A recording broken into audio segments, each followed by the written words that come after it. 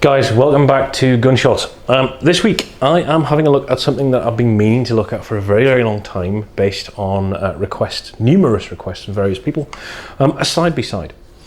This is a Beretta 471 Silverhawk, and I'm going to tell you something, this is the first time I've shot a side-by-side. As such, I'm going to look at this gun objectively based on its quality and my shooting impressions, but you must remember that those are based on my experience as a clay shooter who shoots over and unders.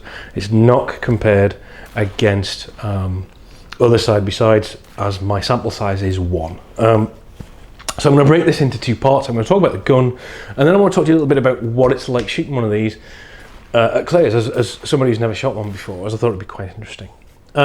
So let's get the oily bits out of the way first. We have 28-inch tubes on this gun. They are fixed choke. I haven't mic'd them, but they're pretty damn tight. I think they're 1/4 and full based on the brakes that I'm getting.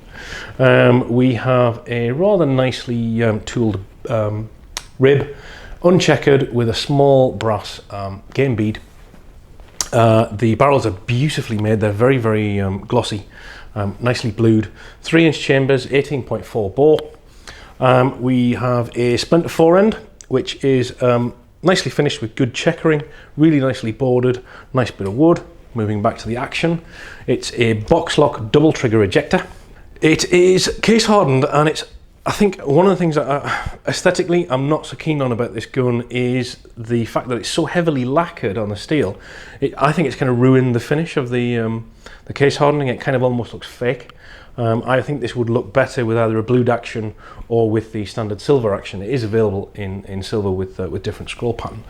This gun has a pair of game birds on either side of the box lock, and then some sort of raptor on the top lever here. I guess it's a hawk of some description, perhaps hence the name Silverhawk. It's a double trigger model, obviously. The triggers on this are actually quite heavy. They're very crisp, but much heavier than I'm used to as a clay shooter. I'm used to really sort of light, crisp triggers on my gun. These are crisp, but really, really heavy. I suspect that's because it's a hunting gun, and you want to be quite deliberate with your trigger pulls. I guess that's a form of ensuring that you don't stick any accidental shots into the back of the dog's nut. Moving into the straight hand stock, it's nice bit of wood. We have a wooden butt pad, very, very slick for getting those sort of speedy mounts. Nothing to snag or get in the way. Again, nicely checkered, nicely finished, and generally speaking, really, really nice quality throughout. I think this gun, really, really nice. 2.5K, and I don't know, I think for what I would want one of these for, I would probably spend a bit less, perhaps at maybe an older AYA. I'm not one of the sort of dyed-in-the-wool game shooting fraternity who must shoot a side-by-side, but I don't know. I mean, as I said, it is beautiful quality. It just looks a little bit pedestrian, I think, perhaps is where I'm headed with that. As far as shooting impressions go, obviously it's very, very fast. It comes in at 6.9 pounds, just under 7, and incredibly quick, really, really fast moving, and you've really got to concentrate keeping the line with it, because it's ever so quick, but very, very mobile. I didn't have any issues. I mean, the selection of birds I shot it at, there was nothing really super long range or difficult to get hold of, and it was really, as you would expect, really good on driven stuff. Other than that, not much to add really. I mean, I enjoyed shooting it. It's extremely punchy, but it's very light, straight hand stock. The construction of these is obviously completely different to an over and under. With an OU, you get a stock bolt that's attached to the back of the action. With this, you've essentially got screws going through the grip tang and the top lever, or top strap here, that hold this solid piece of wood on, hence the very, very straight stock. And as such, it doesn't have to deliver recoil straight back into your body when you are used to shooting an OU. Would I buy one for clays? Well, this kind of moves on to the sort of second part of what I was talking about, which is comparative and my impressions as a clay shooter. So obviously, splinter forend. The barrels get really hot and there's absolutely nothing to hang on to down here. Right? You can get guns with a beaver tail, but or you could get a leather slip-on barrel cover, but I think that would rather ruin the elegance of the gun. And as such, there's a lot of heat when you're shooting clear cartridge or sort of clear volumes of cartridges. One thing I didn't have any problem with, and I was really surprised, was actually remembering to switch triggers.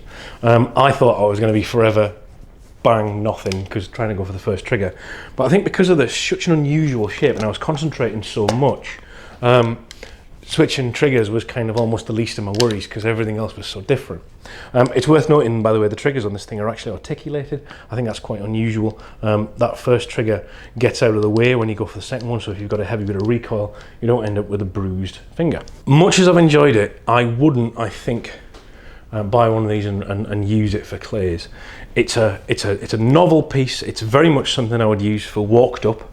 You know, something. It is absolutely designed to sit in the crook of your arm where it's nice and comfy, weighs next to nothing, and as you're walking along, if something pops up, you can very, very quickly get it out, get it up on target, and off you go. But it's not a clay gun. I didn't notice the thing that everybody told me about, which was, oh, when you go to shoot in the side-by-side, you'll see these two barrels, it's the wrong way around, and you'll blank out the clay. Well, that's utter bobbins. I don't look at the barrels, I look at the bird, and as such, I didn't notice the barrel configuration at all. What I noticed, most of all, I think, was this straight hand stock, where my wrist position was so different. There was a couple where I kind of mounted the gun a little low, just because my wrist is so rotated when I'm not used to it. What else to say? I mean, I have enjoyed shooting it, but I think this would be something I would buy as a novelty or for just a play. It wouldn't be something that I would shoot day in, day out at clays, much as it is very, very, very pretty to look at. All right, guys, thanks very much for tuning in. Please subscribe, do support me on Patreon if you can afford to do so, or enjoy the channel, and tune in next time. See you later, guys.